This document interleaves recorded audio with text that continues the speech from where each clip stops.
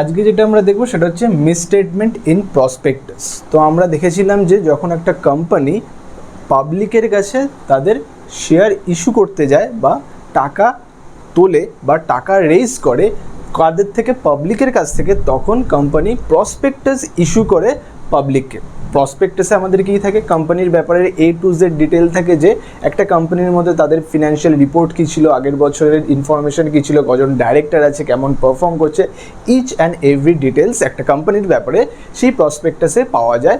এবং সেই প্রসপেক্টাসের ইনফরমেশন দেখেই পাবলিক বোঝে যে এই কোম্পানিতে ইনভেস্ট করা ঠিক হবে কি হবে না। সো আমরা জানি যে প্রসপেক্টাস একটা ইনফরমেশন বা একটা ডকুমেন্ট যার মধ্যে সমস্ত ডিটেলস থাকে, যেটা দেখে পাবলিক টাকা ইনভেস্ট করে সেই পার্টিকুলার কোম্পানিতে। সো সেই প্রসপেক্টাসে যেখানে ইনফরমেশনগুলো রয়েছে একটা কোম্পানির ব্যাপারে, সেখানে যদি মিসস্টেটমেন্ট হয়ে যায়, মিসস্টেটমেন্ট মানে কি, আমাদের কোনো ভুল তথ্য যদি সেই প্রসপেক্টাসে দেওয়া থাকে, তখন আমাদের কী হয় বা আমাদের কনসিকুয়েন্সেস কী হয়, বা মিসস্টেটমেন্ট বলতে আমাদের অ্যাকচুয়ালি কোম্পানির ভাষায় কী জিনিসটা সেটা আমরা দেখব। তো মিসস্টেটমেন্ট বলতে কি বলছে, when information in prospectus is misleading, false, misleading বা ফলস, যখন আমাদের ইনফরমেশন, একটা প্রসপেক্টাসের ইনফরমেশন যদি মিসলিডিং করে দেয়, মানে সেই প্রসপেক্টাসের ইনফরমেশনটা দেখে একটা পাবলিককে যদি মিসগাইড করে দেয় বা মিসলিড করে দেয়, বা যে মানে কি হচ্ছে, প্রসপেক্টাসে দেখলো যে বা খুব ভালো কোম্পানিটা, বাট অ্যাকচুয়ালি কিন্তু সেই জিনিসটা ভালো না, তার মানে কী করলো, মিসগাইড করে দিল পাবলিককে। সেরকম যদি কোনো ইনফরমেশন প্রসপেক্টাসে থাকে বা কোনো ফলস ইনফরমেশন যদি থাকে, ভুল তথ্য যদি থাকে, যেটার জন্য পাবলিক এফেক্ট হতে পারে, তার ডিসিশনে চেঞ্জ হতে পারে, বা আর কি non disclosure of any material fact, কোনো ইম্পর্টেন্ট একটা ফ্যাক্ট সেটা কি হয়ে গেছে, আমাদের ডিসক্লোজারই করলো না, অমিট করে দিয়ে চলে গেল, যেটা দেখে ভাইটাল কোনো ইনফরমেশন, যেটা দেখে পাবলিকের ডিসিশন চেঞ্জ হতে পারে, তেমন একটা ডিসিশন বা তেমন একটা পয়েন্ট কি করে দিল, নন ডিসক্লোজার যদি হয়ে যায়, মানে নন ডিসক্লোজার মানে অমিট হয়ে গেল, দিলই না, বাদ দিয়ে চলে গেল। মেটেরিয়াল ফ্যাক্ট, খুব ভাইটাল একটা ফ্যাক্ট, সেই সমস্ত জিনিসকে আমরা কি বলবো, মিসস্টেটমেন্ট ইন আমাদের প্রসপেক্টাস। এমন ইনফরমেশন যেটা মিসলিডিং, ফলস এবং non disclosure of material fact যদি থাকে, মানে একটা প্রসপেক্টাসের মধ্যে ভাইটাল পয়েন্ট সেটাই ডিসক্লোজ করলো না, ডিসক্লোজ মানে দিলাম না, তখন সেটাকে বলবো মিসস্টেটমেন্ট ইন প্রসপেক্টাস। তারপরে কি বলছে, আমাদের একটা গুরুত্বপূর্ণ পয়েন্ট যেটা বলছে, if promoter does such fraud to public it will then attract some liability by law to person involved in those fraudulent activity. সোজা কথায় কি বলছে, এই যে প্রসপেক্টাসটা কি হচ্ছে, হঠাৎ করে তো পাবলিশ হয়ে যাচ্ছে না, তাদের মধ্যে প্রোমোটার্সের হাত থাকে, প্রোমোটার্সরা কী করে পাবলিশ করে। সো যেই প্রোমোটার্সের হাত থাকবে বা এই ফ্রডের মধ্যে হাত রয়েছে, কিসের দিকে, পাবলিকদের ফ্রড, পাবলিকের উপর ফ্রড হয়ে গেল। মিসস্টেটমেন্ট হওয়া মানে কি, পাবলিকের কাছে তো কি, পাবলিককে ছলনা করা হলো বা পাবলিককে একটা ফ্রড হয়ে গেল, পাবলিককে একটা গুরুত্বপূর্ণ ইনফরমেশন জানানো হলো না, এবং যদি সেই গুরুত্বপূর্ণ জিনিস যদি না জেনে সে ইনভেস্ট করে, তার কী হতে, ক্ষয়ক্ষতি হতে পারে। তার মানে সোজা কথায় মিসস্টেটমেন্ট হওয়া মানে পাবলিকের কাছে এটাকে ফ্রড হয়ে গেল, একটা চিটিংবাজি হয়ে গেল। সো সেই সমস্ত প্রমোটার কী করা হবে, লাইবিলিটি চলে আসবে। লাইবিলিটি চলে আসবে মানে ক্রিমিনাল লাইবিলিটি এবং সিভিল লাইবিলিটি।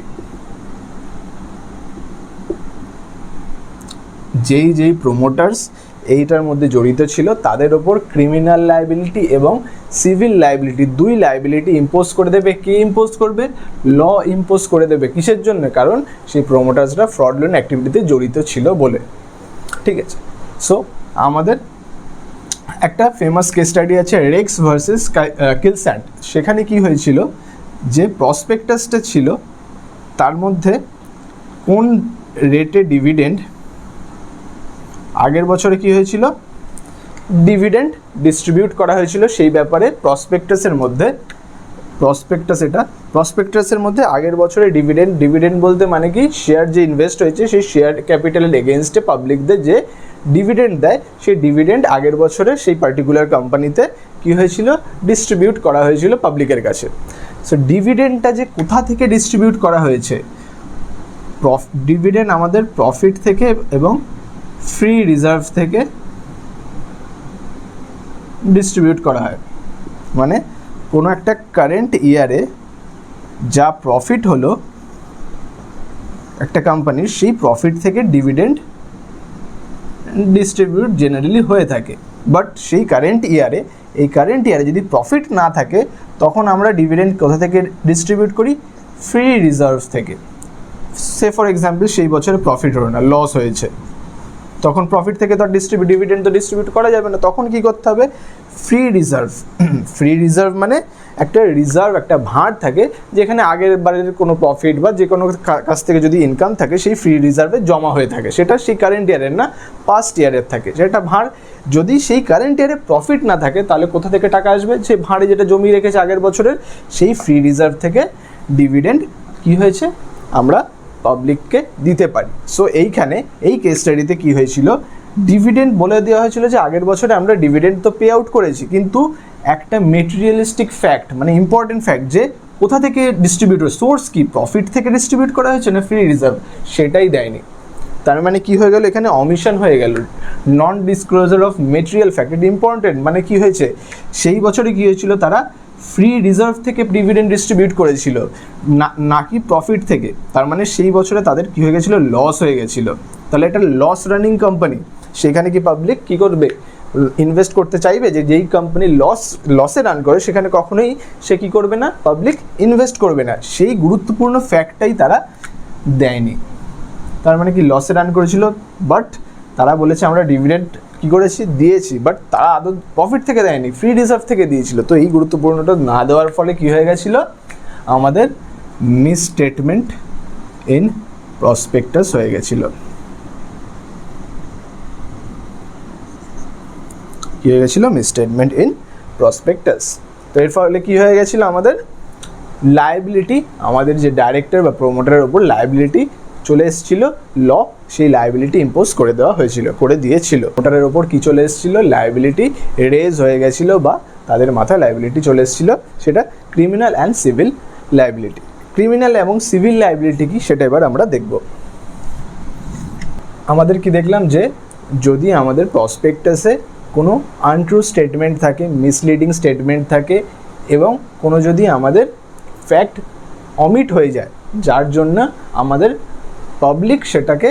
পাবলিকের ওপরে ফ্রড হয়ে যায়, তখন আমাদের যেই পার্সনগুলো লায়াবেল ছিল, সেই ফ্রডলুন্ট অ্যাক্টিভিটিতে জড়িত ছিল, তাদের ওপর দুটো লায়াবিলিটি আমাদের ইম্পোজ হয়ে যায়। ফার্স্ট যেটা হয় সেটা হচ্ছে ক্রিমিনাল লায়াবিলিটি। ক্রিমিনাল লায়াবিলিটিটা কী বলছে, who has authorize the issue of prospectus containing statement. Criminal liability প্রত্যেকের ওপর লায়াবেল হয়ে যায় যারা কিছু অথরিটি ছিল কিসের না, প্রসপেক্টাস ইস্যু করার। যারা অথরাইজড পার্সন ছিল, যারা কখন না, প্রসপেক্টটা যখন ইস্যু করা হচ্ছিল, সোজা কথা যারা প্রসপেক্টাস ইস্যু করছিল এবং অথরাইজড পার্সন যারা ছিল, কোন প্রসপেক্টাস, যেই প্রসপেক্টাসে আমাদের ফ্রডুলেন্ট অ্যাক্টিভিটি হয়েছে বা কন্টেইনিং দি আনট্রু স্টেটমেন্ট, যদি সেই প্রসপেক্টে আনট্রু স্টেটমেন্ট থাকে এবং সেই প্রসপেক্টে ইস্যু করেছিল যেই অথরাইজড পার্সন, তাদের ওপর ক্রিমিনাল লায়াবিলিটি ইম্পোজ অটোমেটিক হয়ে যাবে। ক্রিমিনাল লায়াবিলিটির পানিশমেন্ট কি, imprisonment not less than 6 month, 6 মাসের কমে কিন্তু তাদের ইমপ্রিজনমেন্টের সাজা হবে। 6 মাসের বেশি, 6 মাসের কমে কোনো নেই, 6 মাসের বেশি ইমপ্রিজনমেন্ট, জেল হবে, এবং 3 টাইমস দি ফ্রডলেন্ট অ্যামাউন্ট অ্যাজ ফাইন। যতটা ফ্রড অ্যামাউন্ট হয়েছে তার 3 গুণ অবধি কী হতে পারে, ফাইন হিসেবে তাদের পেমেন্ট করতে হতে পারে। আর এই পানিশমেন্টটা কোন অ্যাক্টের অনুযায়ী, কোম্পানিজ অ্যাক্ট 2013 অনুযায়ী এই পানিশমেন্টগুলো আমাদের এখন লাগু হয়েছে।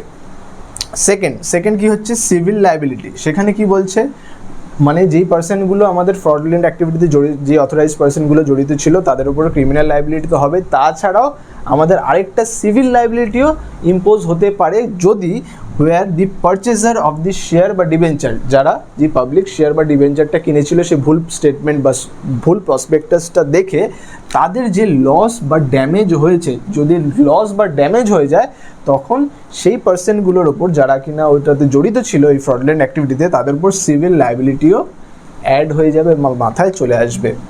তাহলে কি বলছে, where the purchaser of share বা debenture suffers any loss or damage, যারা লস অর ড্যামেজ ইনকার করেছে result of untrue statement, such person will be liable for compensation for damage, এবং যাদের জন্য তারা সেই পাবলিকরা ড্যামেজ করেছে তাদের কি করতে হবে, সেই যতটা ড্যামেজ হয়েছে সেটার ভরপাই করতে হবে সেই পাবলিকের কাছে।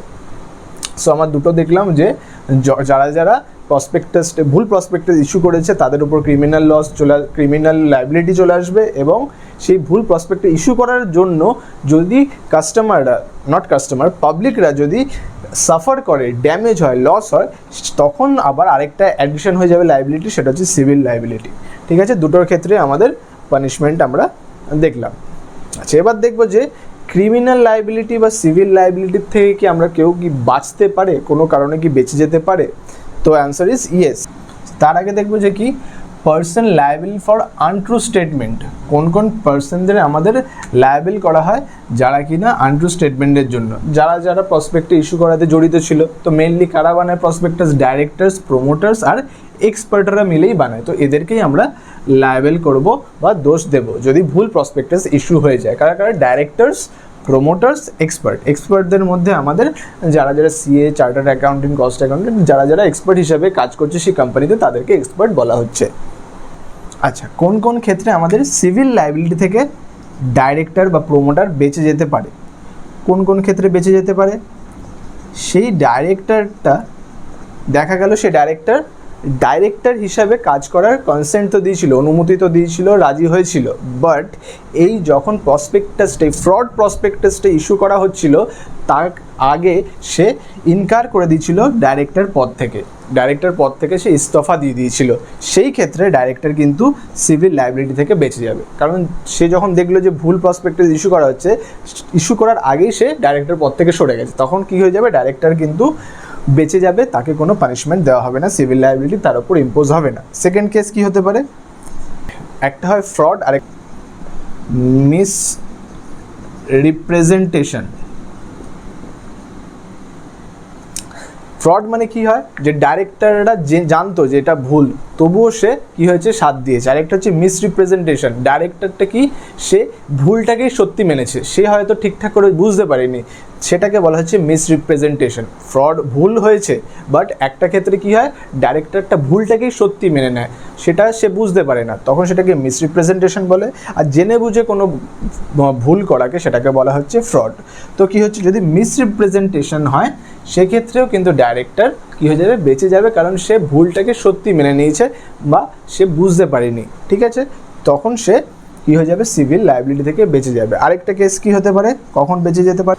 আরেকটা কী হতে পারে? ডাইরেক্টরের কনসেন্ট ছাড়াই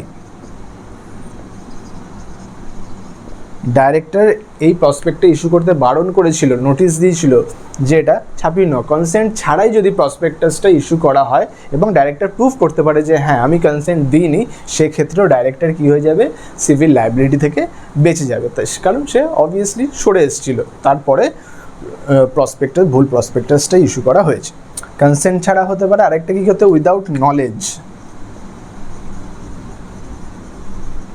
যে ভুল প্রসপেক্টাস ইস্যু করা হচ্ছে ডাইরেক্টরের কাছে তার কোনো নলেজ নেই, ডাইরেক্টর জানেই না যে এরকম ভুল প্রসপেক্টাস ছাপানো হচ্ছে বা পাবলিকের কাছে সেন্ড করা হচ্ছে। যদি তার কাছে নলেজ না থাকে, সে আনজান, তখন সেক্ষেত্রে কী হয়ে যাবে? ডাইরেক্টর সিভিল লায়াবিলিটি থেকে বেঁচে যাবে।